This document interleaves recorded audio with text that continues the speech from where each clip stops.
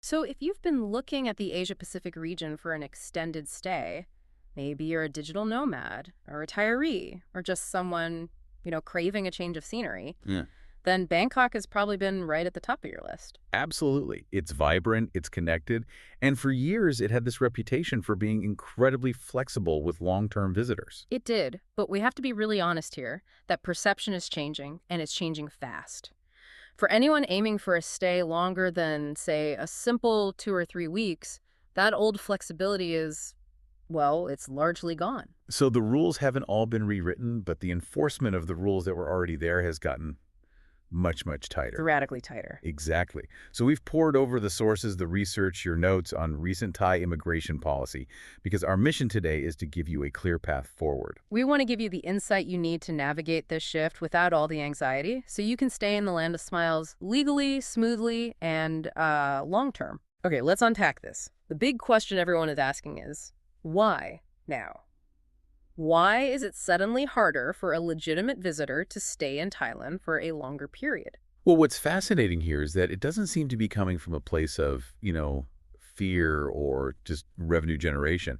It's more of a strategic move towards maturity, Mm. towards security. Mm. This whole operational shift to greater compliance, it really started to kick into gear around November 2025. It Mhm. feels like a very systemic decision to protect the integrity of the official immigration system. When you say integrity, what were they protecting it from? Were the loopholes just getting too big, or was there, I don't know, a rise in criminal activity tied to visa misuse? It's both, honestly. The system was being gamed by two very different groups, and this crackdown is really targeting both of them. Okay, so who are they? First, you have the legitimate remote workers or long-term residents who are using tourist visas or visa exemptions to live there almost permanently. Without paying taxes or formally contributing. Exactly. And then second, and this is where the security part comes in, they were seeing an increase in illicit activities, Mm-hmm. scams, dark web stuff, even criminal enterprises, all being run by foreigners who were just exploiting that easy revolving door of the tourist entry system. So the goal is to stop the overstaying and the illegal work, but it's also just about making sure every single person who wants to stay long term has a visa that actually matches what they're doing there. It's an efficiency thing. Precisely. If you are there to work or to study or retire, you need the paperwork to prove it. Yeah. But we really need to emphasize this for, the average listener. Okay. If you're genuinely flying in for a 10-day holiday, you have a return ticket, a hotel booking, Yeah. you are still absolutely fine. This deep dive is for the person whose stay is measured in months, not weeks. That's a key distinction. And for years, the workaround for those long-term folks was the infamous visa run. Mhm. But now that option seems to be circling the drain. It really is. A visa run, for anyone who doesn't know, is that old practice of leaving Thailand, often just for a day, hopping over a land border to, say, Laos or Cambodia. And then coming right back in to get a fresh stamp. A fresh visa exemption stamp, yes. It was this unofficial long-term lease on living in Thailand, and now it has become the #1 red flag for immigration officers. And the sources really highlight a critical detail here. It's the frequent border runs, especially the ones done by land, that are under intense scrutiny now. Oh, absolutely. It's almost a guarantee for denial if your passport shows that repetitive pattern. So they have better data tools now, I assume? They have much more sophisticated data tools. They're not looking at just one or two entries. They're looking for patterns that look like a constant loop. So when it comes in for 30 days, leaves for 48 hours, comes back for another 30, And if you get denied entry at one of those land borders, what happens? the consequences are immediate. And they can be pretty severe. You're simply turned around, forced back across the border you just came from, and you could even face a multi-year blacklisting from Thailand. Wow. So here's where it gets really interesting. If your entry-exit history looks like a constant loop, immigration is paying attention. And the risk isn't just a wasted bus ticket, it's potential blacklisting. It's a serious level of enforcement. Hmm. Land crossings, like Sadao down near Malaysia, they've become notorious for denials.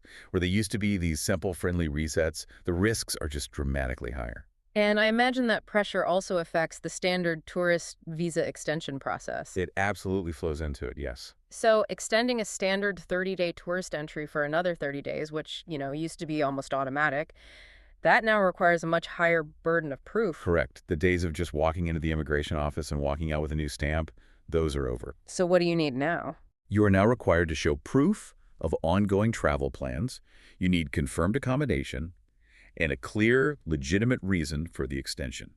And that reason has to align with genuine tourism. So saying, I want to finish my novel probably won't cut it anymore. It's often insufficient now, yes. Yeah. This shift makes proactive planning absolutely essential for anyone looking at a stay beyond that initial 60-day visa-free or tourist visa period. You just can't rely on the border hop or the easy extension as a fallback anymore. Okay, so if those traditional escape hatches are closing, we need to perfect the initial entry. Let's shift from what not to do to what you absolutely should do. Right. Because it sounds like preparation and just being transparent are the ultimate keys to navigating the border without any issues. Preparation is your shield, honestly. Even if you're just a short-term visitor, having everything organized removes any potential doubt that an immigration officer might have. They're looking for reasons to trust you. Right.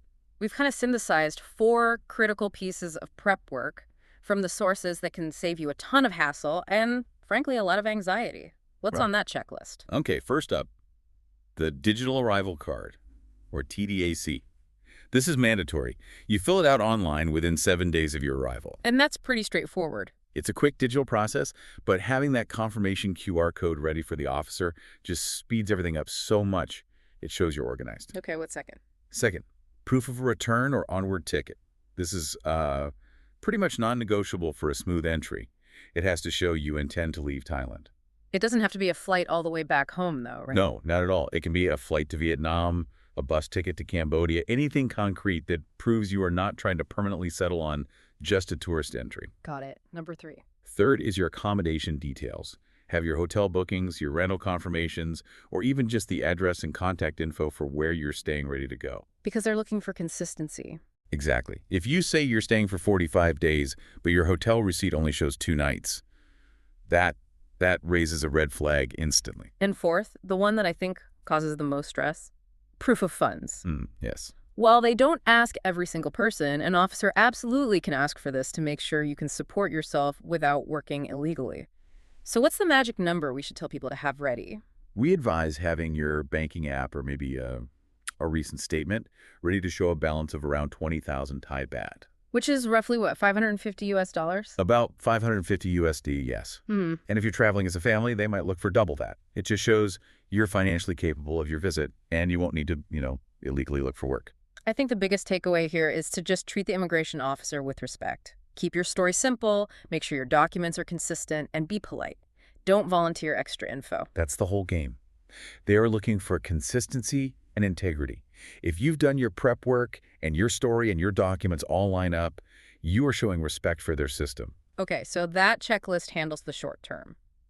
But if your goal is real long-term stability, 6 months, a year, maybe 5 years, we have to talk about getting the proper visa before you even pack your bags. Yes. The days of trying to stretch a tourist visa are just too risky and stressful now. The focus has to shift entirely to securing a purpose-matched visa. Precisely. You have to match your activity to your legal status. If you are not a tourist, stop trying to act like one at the border. We've synthesized the major non-immigrant visa categories that are actually designed for longer stays. Okay, so give us the rundown. What are the established options? Well, starting with the education visa, or ED visa, this one is very popular, but it's important to note this isn't just for university. Right, it can be for other things. It can be for vocational studies, like certified Thai language schools, or even specialized Muay Thai camps. A big benefit is that it often allows you to get extensions from within Thailand, which makes it logistically much easier. Okay. And what about the more traditional paths for, say, retirees or people with family there? That would be the non-immigrant O visa. This covers family ties or, critically, retirement. For retirement, the key requirement is that you have to be age 50 or over, and you also have to meet some pretty serious financial criteria. Much higher than the tourist 20,000 baht rule. Oh, much higher. And then, of course, for anyone with a firm job offer from a Thai company, there's the business visa, or non-immigrant B, which is what you need to get a work permit. But the landscape for remote workers, and that's a huge segment of people looking at Bangkok, that was always really tricky until recently. If you worked for a foreign company, the old non-B visa just wasn't the right fit. Not at all. And that's where the newer destination Thailand visa, or DTV, comes in. The DTV is really Thailand's strategic pivot. They're trying to attract high net worth remote workers, skilled specialists, and digital nomads. It's an intentional move away from the budget backpacker who tries to exploit loopholes. It's designed for the modern professional. That's a key insight. It feels like Thailand is strategically trying to upgrade its foreign resident profile. So, logistically, why should a remote worker invest the time and the money into a DTV instead of just, rolling the dice on tourist entries? Two words: stability and legality. The DTV can offer up to 5 years of validity, and you get stays of 180 days per entry. 180 days. Just think about that stability compared to a 30 or 60-day tourist entry that you're constantly worrying about extending. It grants you real peace of mind and allows you to build a life without that constant anxiety of a looming border run. That sounds fantastic, but what does Thailand require for that kind of stability? I mean, it's not as simple as filling out a basic form. Far from it. And this is where that barrier to entry gets higher, which filters out the people just trying to live there cheaply. The sources indicate you have to provide proof of employment or contract work with a non-Thai company, and you often have to show a minimum income. What kind of income are we talking about? Usually around $4,000 USD per month, or an equivalent savings balance. They're making sure that the people who use the DTV are financially sustaining themselves comfortably. That makes sense. But what about a remote worker who doesn't quite hit that $4,000 a month mark? Are they essentially being told that, Thailand is no longer an option for them, that they should look somewhere else in Southeast Asia? I mean, that's the reality of the new policy. If you don't qualify for one of these purpose-matched visas and you can't rely on extensions or visa runs anymore, then your ability to stay long-term just shrinks dramatically. For digital nomads, compliance is now the absolute norm. So immigration officers are trained to look for specific things. They are. They look at the patterns. Yeah. Your entry and exit history, the length of your stays, are you maxing out your time every single trip? And your proof of funds. If you're stretching tourist entries over and over, they will just assume you are working there illegally. So the lesson is that trying to save a little money by avoiding the official visa process, it just ends up causing massive stress and uncertainty. It's the exact opposite of what you want when you're setting up a life abroad. Absolutely. And that leads us perfectly to the question of when you might need professional guidance. Right. Sometimes the rules are too nuanced or your personal situation is too complex to handle it all yourself.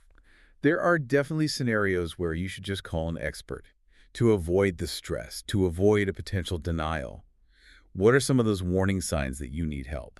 Okay, first, if you have a complicated history, if you've done multiple land border runs in the past year, or maybe you had an overstay penalty a few years ago, you need professional advice to proactively deal with those flags. That makes sense. Second, if you're applying for any of the complex visas we just talked about, the DTV, retirement, a business visa, the paperwork can be intense. Yeah. Proof of finance, certifications, it often needs to be flawless and sometimes translated. I also know listeners run into problems because of just outdated online information or inconsistent rules between different consulates. That's a common issue across the whole region. That's a huge point. Visa requirements can change with zero warning. And even different Thai consulates in different countries can require wildly different documents for the same visa. So what's the takeaway? You have to verify the requirements directly with the consulate you plan to use. Or, better yet, use a vetted professional visa service that is totally up to date on the latest rules. That peace of mind is worth every penny. So if we connect this all back to the bigger picture, what stands out to you about this whole move towards structure? It really does feel like Thailand is signaling a kind of maturity in its approach to foreign residents, I think so. prioritizing, quality over just the sheer volume of visitors. It's entirely about sustainability and control. Thailand is ensuring that those who get to benefit from an extended stay are also contributing positively to the stability and the security of the country. Whether that's through a legitimate job or study or sufficient retirement funds. Exactly. They are no longer willing to allow the exploitation of loopholes that undermines the whole legitimate visa system. So what does this all mean? I think it means the days of treating a tourist entry like a long-term lease are definitively over. And that small effort of getting the right paperwork sorted out up front is probably the highest value investment you can make for peace of mind in Bangkok. To sum it all up, I think there are two critical takeaways from this deep dive. First, the strict enforcement that really ramped up in November 2025. It specifically targets that repeat entry misuse, especially at the land borders. If you have that kind of history, you have to be cautious. Okay. And second, Second, If you want a stable, sustainable, long-term stay, you must rely on a proper visa, like the DTV, and you have to get that proactively before you go. Before we sign off, here's a final thought for you to chew on that kind of builds on this idea of maturity. The shift in enforcement isn't just about legality, is it? It's about the mindset of the extended stay visitor. That's it, exactly. The question is no longer, how long can I sneak a stay and fly under the radar? The question now is, what visa aligns perfectly with my long-term purpose and demonstrates my respect for the host country's regulations? That shift in approach, that is the real key to a successful, stress-free life in Thailand. A fantastic, insightful note to end on. Thank you for joining us on this deep dive into Bangkok's evolving visa landscape. We hope this helped you plan your next long-term stay flawlessly. We'll see you next time.